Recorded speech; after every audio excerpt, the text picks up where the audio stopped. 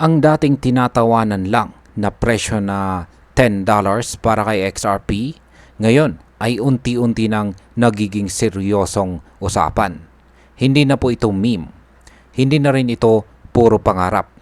Sabi nga ng kilalang XRP influencer na si Ginoong Alex Cobb, ang double digit price range ay hindi na malabong mangyari.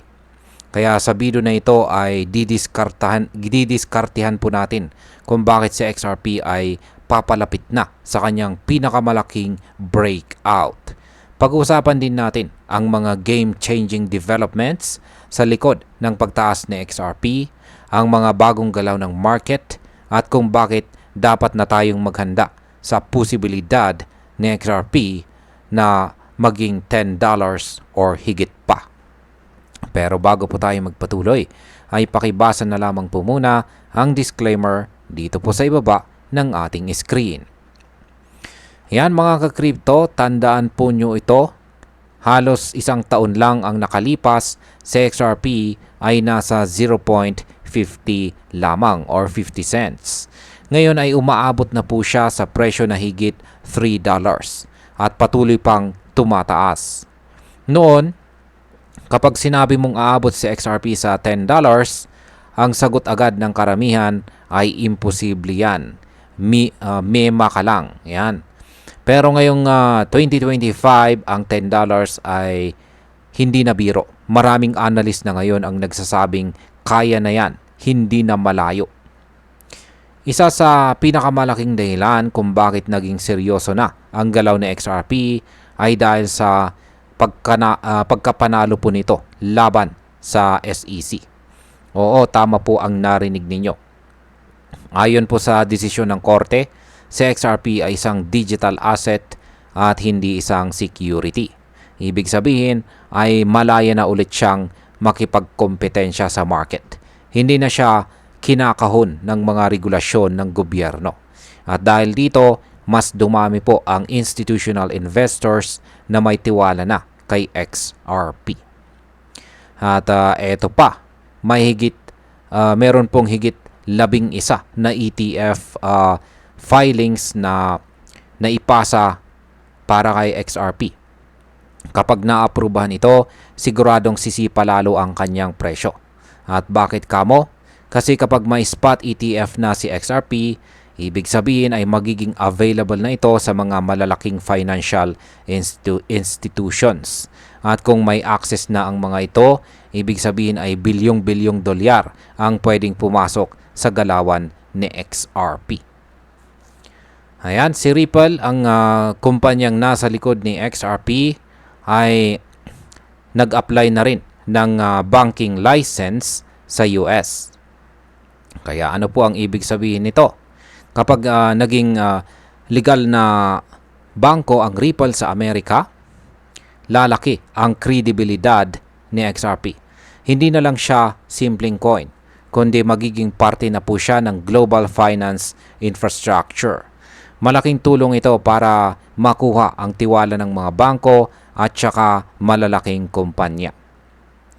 Sa ngayon, base po sa data ng Global Search Volume, ay mas marami pang taong naghahanap tungkol kay XRP kaysa kay Bitcoin at Ethereum. Ibig sabihin, andyan na ang matinding retail interest. Marami nang gustong makasakay sa trend ni XRP. At kapag dumami po ang retail investors, tiyak na mas lalakas po ang demand. At kapag tumaas ang demand, ayan, sasabog, aakyat lalo ang presyo. Kapag sinuri naman natin ang chart ni XRP kontra kay Bitcoin, makikita natin na bumabalik na ang momentum ni XRP. Ang XRP-BTC ratio ay nagsisimula na pong tumaas. At kapag ito ay nagpatuloy, posibleng maunahan pa ni XRP si Bitcoin sa performance sa mga susunod na buwan. Yan si Liu. Yan si Liu ay isa na rin po siyang kilalang analyst. At siya po ay nagsabi na posibleng umabot si XRP yan sa presyong $5 bago po matapos ang buwan ng August 2025. Next month po yan. Ayan. Pero kung sakaling umabot po si Bitcoin sa presyong $140,000,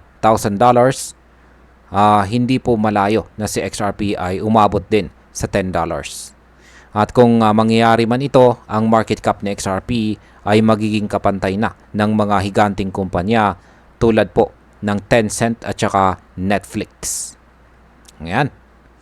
Ngayon kung pagtitignan po natin ang kasalukuyang presyo ng XRP na nasa $3.45, kailangan na lang nitong tumaas ng 190% para maabot ang presyong $10.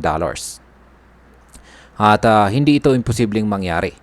Tandaan po ninyo, noong nakaraang taon, tumaas po si XRP ng halos 600% sa loob lamang ng 12 weeks or 12 linggo. Kung nagawa niya ito dati, bakit hindi niya uulitin ngayon kung saan ay mas pabor ang sitwasyon? Ngayon ay sa sobrang hype at confidence ng mga holders at analyst, may ilan po na nagsasabi na hindi lang daw $10 ang maaaring maabot ni XRP. Ayan, meron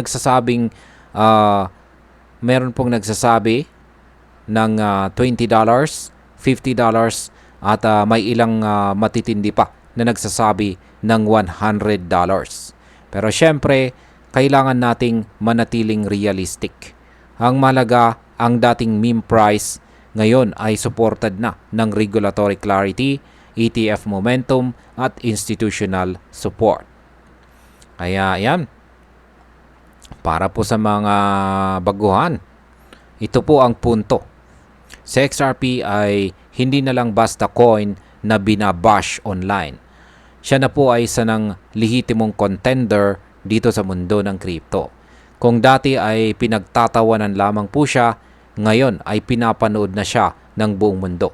Kaya kung kayo ay naghahanap ng solid project na may matibay na foundation, regulatory support at potensyal for explosive growth, sa XRP ay dapat po nating isama sa ating radar. Pero syempre, paalala lamang po mga ka-crypto, kahit gaano po kataas ang potensyal ng isang coin, hindi pa rin ito garantiya. Kaya mag-research pa rin po tayo ng husto, wag pong puro hype at laging maglagay ng risk management sa ating mga trades. At ayan, hanggang dito na lamang po tayo sa video na ito mga ka-crypto. Marami pong salamat sa panonood. Ingat po tayo lagi at God bless po sa ating lahat.